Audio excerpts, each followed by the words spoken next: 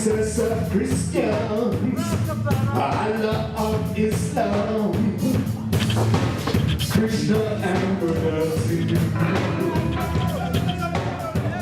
Yes, you are from the land of Judah. Sometimes, like we said, it's like joining the school of hard knocks. You see what I mean? You learn, you pick up along the way. That's why we always say, come make we reason. Right? Because reasoning helps us to sharpen one another. Right? The things about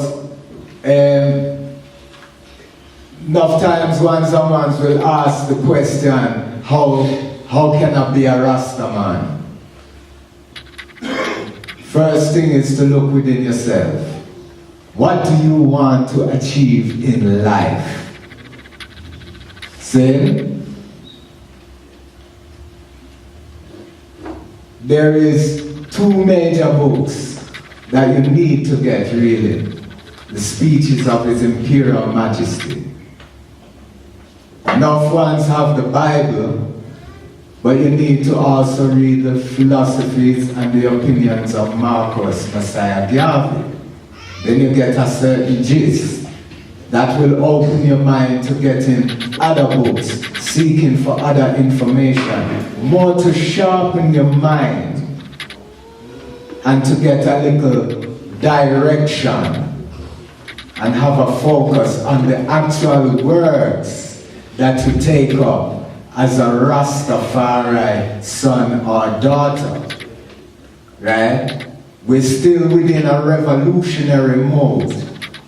Not the one where we're taking up guns and bombs, but we're in an economic warfare which affects us in various different manners. Why we're talking about being a farmer is because we have to know about food security. And what we eat is what we become.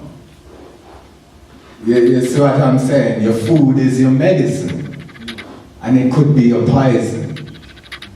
You see what I'm saying? These are the kind of things we deal with. Education, right? His Majesty even give up his palace and turn it into a university just because of the importance of educating his people to be able to govern themselves, to develop their country, right? And to build their nation in all aspects where they can even bring themselves into what ones would say modern civilization. This is what His Majesty and Her Majesty set for I and I. It's just to see those as the example. The blueprint is all there. We don't need to always be having to run to this place, run to that one, to ask the same questions over and over. That's why we say it's a livity. When you get an answer, you have to live it through. So that you know, when we say, who feels it, knows it. You can also volunteer if you know that you are into money business. Yes, sir. So, we shifted to the... I consider myself close to the Rastafari community in the world, spiritually and also in terms of icon. Until you decide to dash the job. But the job will never leave you. So you're protected. Brothers, and I think I speak for all of us, right? Yes. There's no we in Namibia. Rastafari is one, the whole world. Red, gold, and green, Emperor Haile Selassie is one. Is Emperor Haile Selassie the God of Ethiopia? Who is the God of the universe? He said, I speak for and to the consciousness of the world, not to the Ethiopians. Brothers, We have repatriation role. Repatriation, right? So now this economic committee is dealing with all these aspects of things. Trade, businesses within, can also make the flea market, the trade fair, but you create economic opportunities for the Rastafari, for the RUF, the Rasta in Namibia. And then we have the IKS committee, Indigenous Knowledge Group. So I was thinking that it's better for everybody that who is a member to be entitled, like to have a certain contribution, like based on maybe monthly or weekly basis. Then we agree that this is a self-funding revolution. We fund our own revolution. So there is no such thing that because of your Rasta money, you are a policeman, therefore you don't fund your organization. Everyone who's Rasta is part of the organization. It's a question of what can you do for the RUF. It's only isolated and I'm a cop, so maybe I don't know. No, you isolate yourself. We have an issue of a Rasta man who's been a policeman for 32 years. If you enter here, you will never think it's a policeman. He's got a big beard and a big turban. He's an elder. Me, I was surprised first time when he came. He came last year to report. I always know him as an elder of 12 tribe, as elder, as Dan, you know. I hear they say, Dan wants to talk to you. We talk on the phone. Hey, my lord, they chase me from where? Okay, let's meet. And then I say, it's you.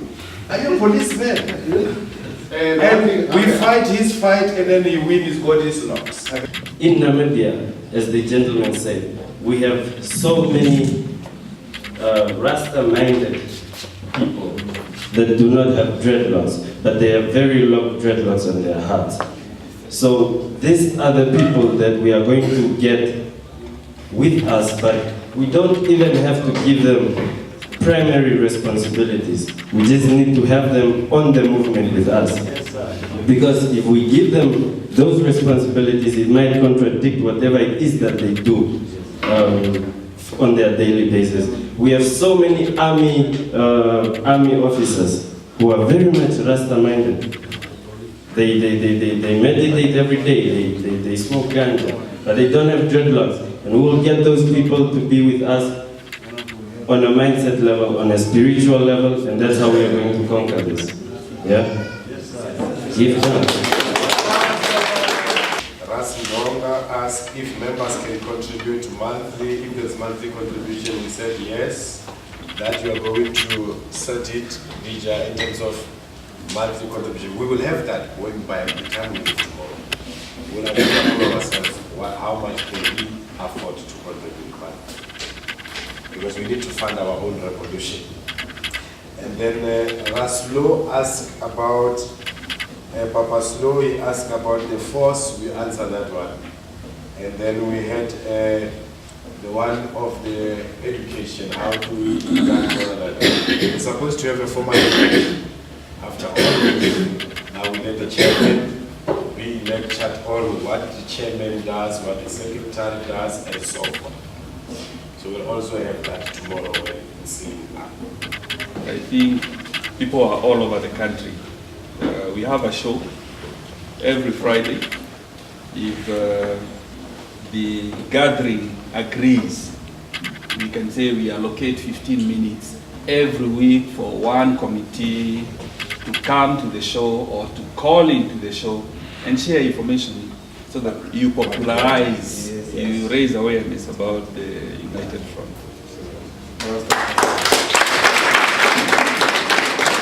So if people can be able to organize themselves, because we'll need to be able to engage in terms of interviews. So if we can be able to agree, I want it to be agreed, so that when I draw up the schedule, I can be able to say if you're in Rundu, if you're in Kitmans, if you're in Gruno, then to send people to do interviews and see what you're doing in terms of raising awareness again.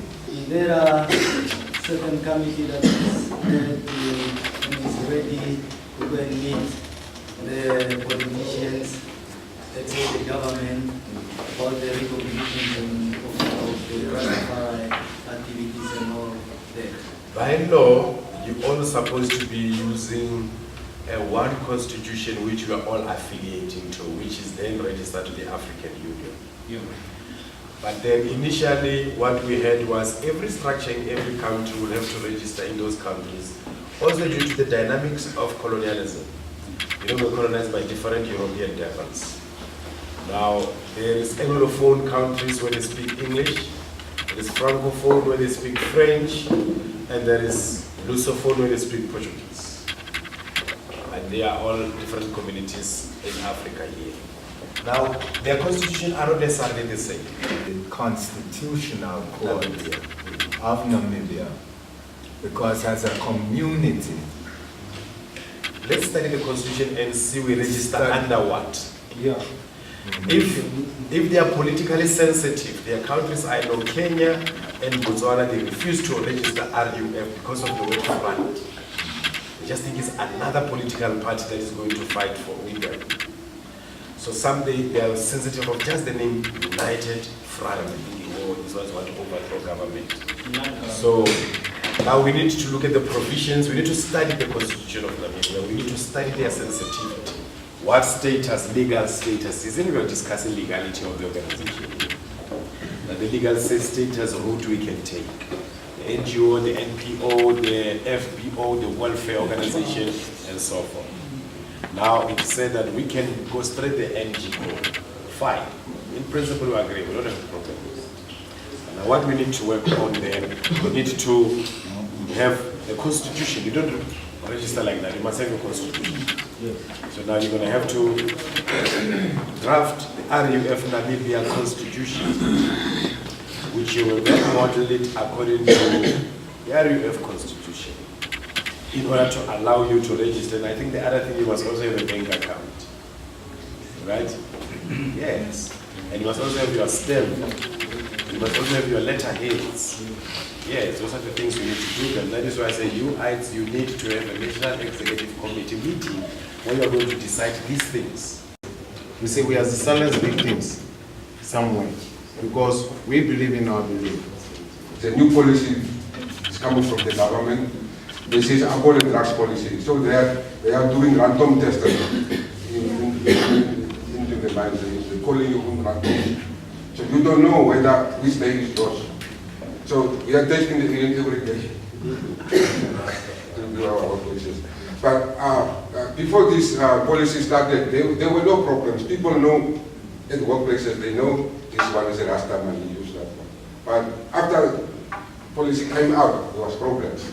Only the piece of paper they wrote in the problem start. I also sit with the CEO of the company who do understand my position, but he could not do otherwise because government says it. So that is a point I need to raise to argue to check out the way how we can communicate with the companies, because people, skillful people are losing jobs. We are losing the skills. Okay. Yes. Let's So hear. I think it's deliberate. I think you are blessed that you still have your job. But I think for apple cider, if you put a bit like half a cup in a bottle of water and you drink that every day, it's also healthy with feeding your system.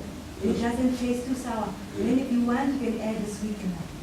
Because that will also neutralize. And it's complaining about skill depletion and all these things, that there's lack of skill, there's loss of skill. And that people are leaving and going to work in Europe and America and all those places.